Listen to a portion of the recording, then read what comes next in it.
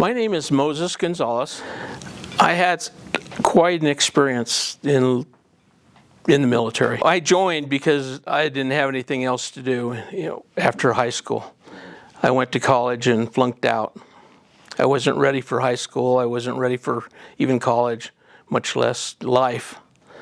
And my parents didn't really have a lot of money to send me to college, so I ended up joining the Army. After basic training, everybody went to medical school except me, and they sent me to NCO school. And I was kind of disappointed, and finally a instructor pulled me aside and told me that it was really an honor to be going there. And I said, well, I wanted to be a medic. He says, well, after you get done with this, you'll probably be able to go to medical school. And I said, okay.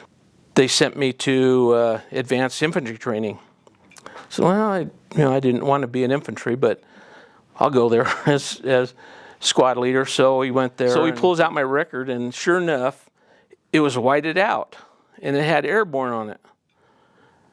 I said, Brent, I didn't sign up for airborne. He says, well, he have you down for airborne. He must have signed you up. I said, I'm scared of heights. He said, don't worry about it. You can always drop out. Well, when you get down through AIT, you're pretty much in the Army, and whatever they tell you to do, you're going to do. So I finished that up and got sent to the 82nd Airborne, and I spent my time there. It teaches you a lot about who you are. I grew up a lot. So I think that the service kind of reshapes you into knowing how to take care of people, and they'll take care of you. Same thing. So there's a lot of good values that going in the service. I end up being a parachute rigger and packing parachutes, and I end up being the platoon clerk. So I did the manifest for all the people that wanted to jump in helicopters, or colonels would come up to, can you get me on? I said, I can get you on, sir. Well, I think that going into the airborne was probably the biggest challenge I had.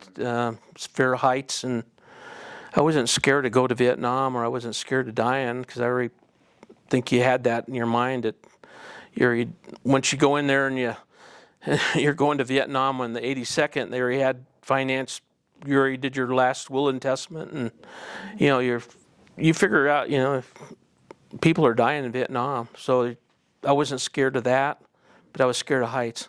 Becoming a parachute rigger, you really understand about how the parachute opens, and how you pack it, and the person that's going to jump on your parachute, because you sign every parachute you pack, and that person is, your hands are in, he's in your hands.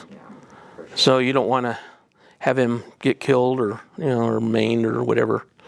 So you do the best you can.